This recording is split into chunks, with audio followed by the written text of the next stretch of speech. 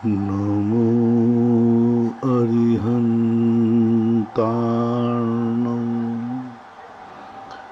नमो सिद्धाणं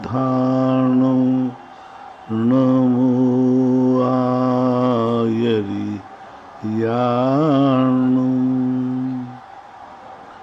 नमो वज्रायाणं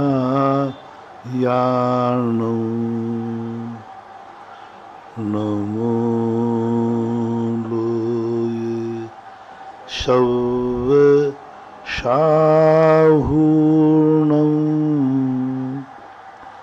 पंच परमेष्टि भगवान की जय। आचार्य श्री गुरुवर कुंद कुंद महाराज की जय।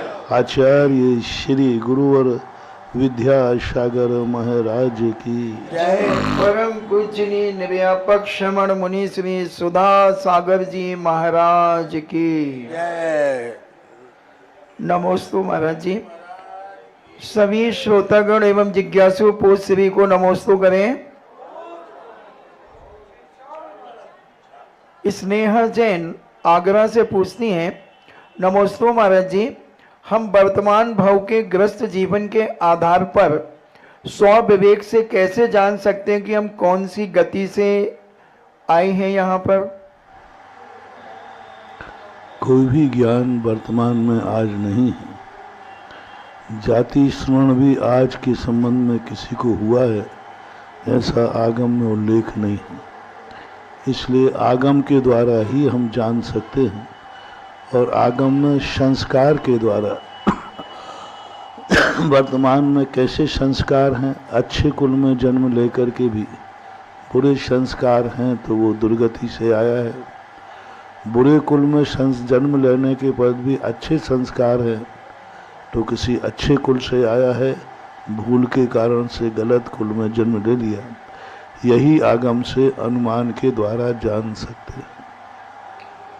झलक जैन आगरा से पूछती हैं, नमोस्तु महाराज जी, जीव अपने कर्म पुण्य पाप लेकर जन्म लेता है, वे वर्तमान भाव के कर्म पुण्य पाप कब फल देते हैं? मिक्सिंग फल चलता रहता है। इस संसार एक व्यापारी के समान होता है। नया माल और पुराना माल दोनों मिलकर के चलते रहते हैं। कुछ पुराने कर्म कुछ नया कर्म, दोनों कर्म मिलकर के अपना फल देते हैं। संपूर्ण पुराने ही कर्म फल देंगे तो वर्तमान का पुरुषार्थ निरर्थक हो जाएगा। वर्तमान के ही सारे कर्म लेंगे तो अतीत में किए हुए अपराधों की सजा मुक्त हो जाएगी। इसलिए अतीत में किया हुआ अपराध और वर्तमान का पुरुषार्थ दोनों मिले हुए ही कर्म उदय में आते हैं। यदि वर्तमान पर कोई पुरुषार्थ काम नहीं करेगा तो अतीत में जो कर्म किए हैं फिर तो हमारा कभी कल्याण हो ही नहीं सकता। हम पर कभी किसी में सफलता प्राप्त कर ही नहीं सकते। तो अतीत का जो कर्म है उनको हम वर्तमान के पुरुषार्थ से टालने का प्रयास कर सकते हैं। नहीं टल सकता है तो उसकी अनुभाग शक्ति कम होगी, फल देने की शक्ति कम होगी। कुछ ना कुछ वर्तमान हाथ में होता है। बहुतायत वर्तमान के माध्यम से ही हम अतीत को आगे पीछे कहते हैं, जिसके लिए हमारे यहाँ उत्कर्षण और अपकर्षण ये दो करण वर्तमान के परिणामों से ही होते हैं। दीक्षा जैन हरि पर्वत आगरा से पूछती हैं, नमोस्तु महाराज जी, आगम के अनुसार बैर दुश्मनी 10 भाव या 16 भाव तक चल सकती है, राग कितने भाव तक चल सकता है? बैर भी असंख्यातों वर्ष भाव तक चल सकता है।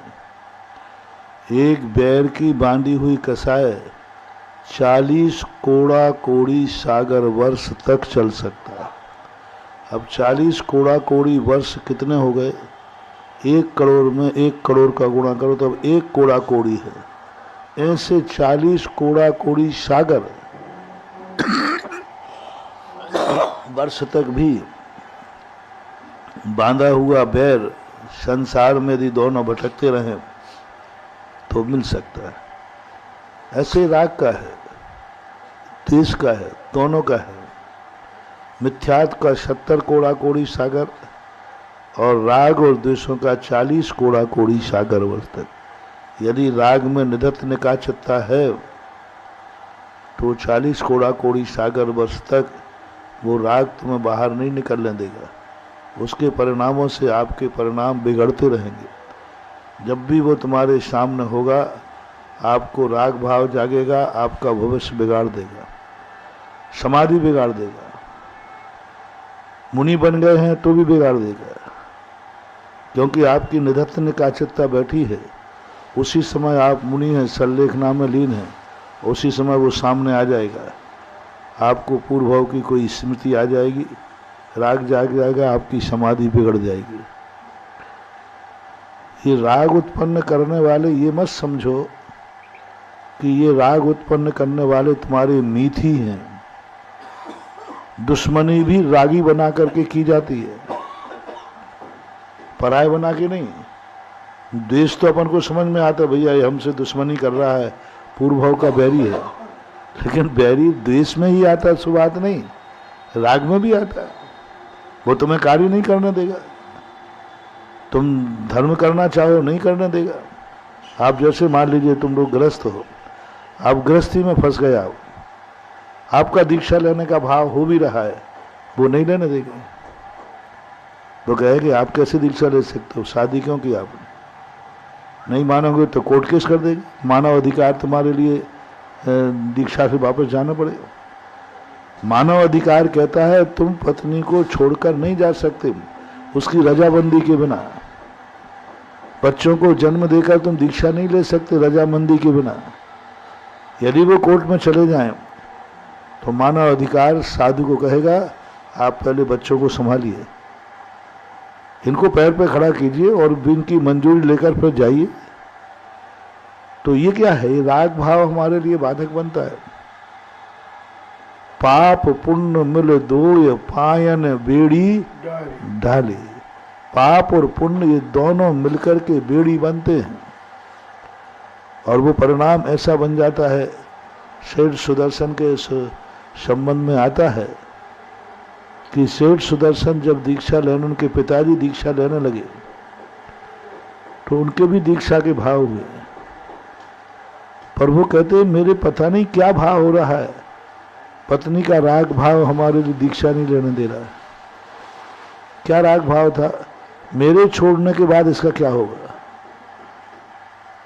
मेरे छोड़ने के बाद मैं तो दीक्षा ले लूंगा पर इसका क्या होगा, इन छोटे बच्चों का क्या होगा। बस ये राग भाव मुझे दीक्षा लेने से रोक रहा है। तब मुनिराज कहते हैं पूर्व भाव में तुम लोगों का ऐसा निधत्त निकाचित राग भाव बंधा है, जैसे आप लोग कई बार बांध देते ना, चलो अपन साथ मनौती करते हैं, 7 जन्म तक अपन साथ रहें।